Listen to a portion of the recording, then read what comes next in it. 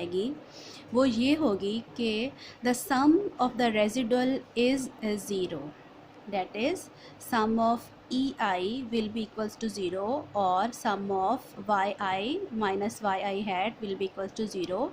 हमें पता है कि एरर टर्म या रेजिडुअल टर्म किसके इक्वल होती है, expected values and observed values जो हैं उनके डिफरेंस के इक्वल होता है हमारे पास एरर या रेजिडुअल।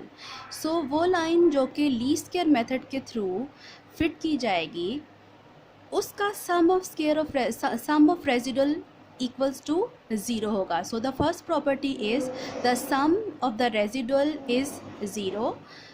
एरर टर्म जो है एरर्स का सम ज़ीरो के इक्वल होगा।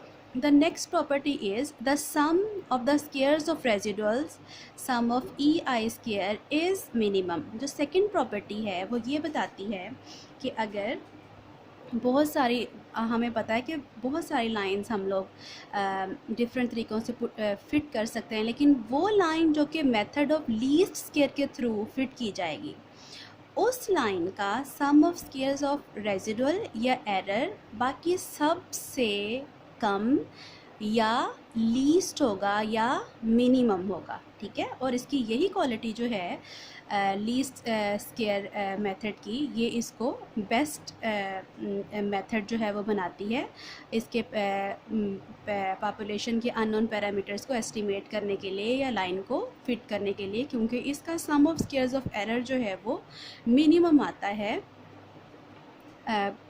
दूसरी लाइंस के sum of squares of errors के साथ कंपैरिजन करने से। So the second property is the sum of the squares of residual or error is minimum, और इसको हम लोग इस तरह से भी लिख सकते हैं कि sum of y i minus y i square और sum of e i square is minimum. और यहाँ पे ये याद रखें कि sum of e i square किसके इक्वल होता है, sum of y square minus a sum of y minus b sum of x y. ये इन्हीं को ओपन करके तो ये चीज़ ये जो है ये ई आई स्क्वायर जो है इसके इक्वल आ जाता होता है। यहाँ अब इसको खोल के दिखाने की ज़रूरत नहीं है, इसलिए आप लोगों ने इसको ऐसे ही याद कर लेना है कि sum of e i square किसके इक्वल होता है, sum of y i square minus a sum of y minus b sum of x y. क्योंकि बाज़ औक़ात आपको क्वेश्चन इस तरह से आ सकता है कि आप शो करें कि sum of e i square जो है वो इसके इक्वल है, sum of y square minus a sum of y minus b sum of x y. Third जो प्रॉपर्टी है वो ये है कि the mean of the estimated values y i hat is equal to the mean of observe values y i, यानी कि y bar equals to sum of y i over n will be equals to sum of y i hat over n will be equals to y i hat bar. यानी कि observe values और estimated values के means जो हैं वो क्या होंगे, equal आएंगे। इसको हम इस तरह से भी कह सकते हैं कि the sum of estimated or fitted values is equal to the sum of observe values, sum of y i will be equals to sum of y i hat. अब जो इसकी लास्ट प्रॉपर्टी है वो ये है कि the least square regression line always passes through x bar y bar the means of the data. ये उसकी लास्ट प्रॉपर्टी है और ये क्या बता रही है कि जो रिग्रेशन लाइंस हैं वो हमेशा डाटा का जो मीन होंगे उस डाटा के उनके दरमियान से पास थ्रू करके गुज़रती है। तो ये मैं आपको अभी एग्जांपल करके दिखाऊंगी और उसके बाद आपको इस प्रॉपर्टी का यहाँ पे थोड़ा सा ग्राफ के थ्रू भी बताऊंगी। अब एग्जांपल की तरफ आ जाते हैं। एग्जाम्पल है जिसमें हमें क्या गिवन है, x की वैल्यूज़ गिवन है, y की वैल्यूज़ गिवन है, और क्वेश्चन में हमें क्या कहा गया है, determine the least square line taking x as independent variable. यानी कि हमने कौन सी लाइन फाइंड आउट करनी है, x इंडिपेंडेंट है तो y on x line find out करनी होगी। सेकेंड पे क्या b पार्ट है, find estimated values of y for given values of x। सारी की सारी एस्टिमेटेड वैल्यूज़ हमने y की फाइंड आउट करनी है x की गिवन वैल्यूज़ के लिए। फिर हमने इसी में ये शो करके दिखाना है जो अभी हम लोग लीस्ट के रिग्रेशन लाइन की प्रॉपर्टीज़ पढ़ आए हैं कि सम ऑफ ई आई जो है वो किसके इक्वल होता है, ज़ीरो के, और sum of y i equal होता है sum of y i hat के। और सी पार्ट में हम कैलकुलेट करेंगे sum of squares of residuals, sum of e i square, और लास्ट पे हम वेरीफाई करेंगे कि sum of e i square equal है sum of y i square minus a sum of y minus b sum of x y. यानी वो सारी properties तकरीबन जो भी हम लीस्ट स्क्वायर रिग्रेशन लाइन की पढ़ आए हैं वो सारी हम इस एग्जांपल में उनको वेरीफाई करके देख लेंगे। सो सॉल्यूशन की तरफ आते हैं हम। The estimated regression line is y hat equals to a plus b x. X की वैल्यूज़ लिखी, वाई की एक्स वाई एक्स स्क्वायर। यहाँ तक का सारा प्रोसीजर हम लोग बार बार कर आए हैं, मैं अब दोबारा नहीं आपको करके दिखाऊंगी। ये बार बार सारा प्रोसीजर हम लोग कर चुके हैं। ये यानी ये 4 कॉलम्स तक, इनसे हमारे पास ए और बी की वैल्यूज़ आ जाएंगी।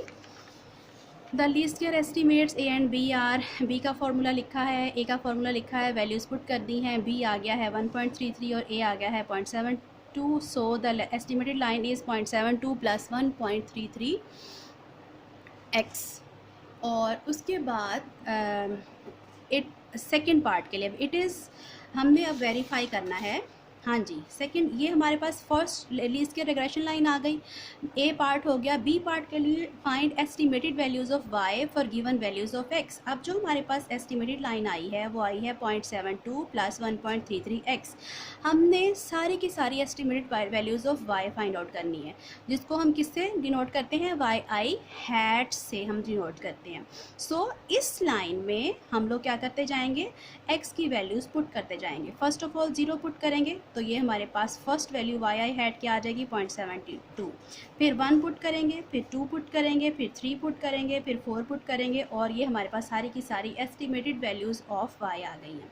सो उसके बाद ये हमारे पास ये पार्ट हो गया, find estimated values of y for given values of x. अब हमने शो करना है कि sum of e i will be equals to 0 या sum of y i will be equals to sum of y i hat. पहले ये part देख लेते हैं क्योंकि हम दोनों चीज़ें फाइंड आउट कर चुके हैं।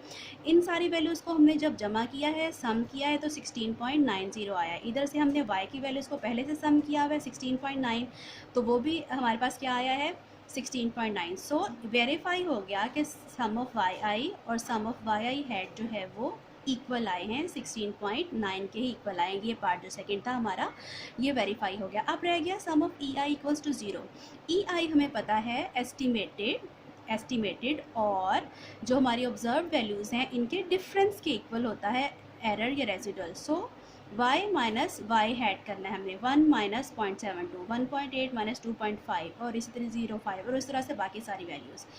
तो ये हमारे पास ई आई की वैल्यूज़ आई, कुछ पॉजिटिव में हैं कुछ नेगेटिव में हैं। जब इनको सम किया तो हमारी वैल्यू जो है वो 0 या क्लोज टू 0 आएगी, ठीक है। उसको हम अप्रॉक्सीमेटली फिर 0 के ही इक्वल कर लेंगे। सो ये हमारा जो फर्स्ट पार्ट था ये भी वेरीफाई होगा कि सम ऑफ ई आई किसके इक्वल होता है, 0 के इक्वल होता है। अब हमें sum of squares of residual calculate करना है, यानी कि ई आई का स्क्वायर लेना है। इन सारी वैल्यूज़ के स्क्वायर लिए तो हमारे पास ई सम ऑफ ई आई स्क्वायर 0.2590 आ गया।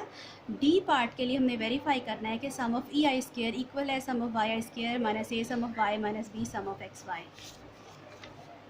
सो ये पार्ट हम लोग कर चुके हैं, ये कर चुके हैं। वेरीफाई करने के लिए हमने 0.259 लिखा और ये इनकी वैल्यूज़ यहाँ पुट करने के बाद ये भी हमारे पास किसके इक्वल आ गया 0.259 के। So this is the solution. इस तरह से हम लोग इसको प्रोसीड करेंगे।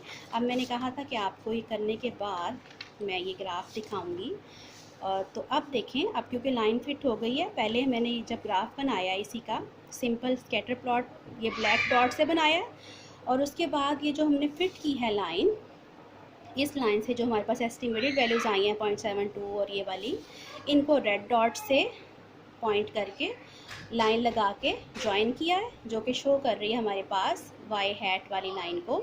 और उसके बाद एक्स बार और वाई बार, एक्स बार इस डाटा का 2 आया है, वाई बार 3.38। ये देखें, ये एक्स बार 2 पे ये मैंने स्ट्रेट लाइन लगाई है और इधर से वाई बार आया 3.38, इधर से लाइन लगाई है।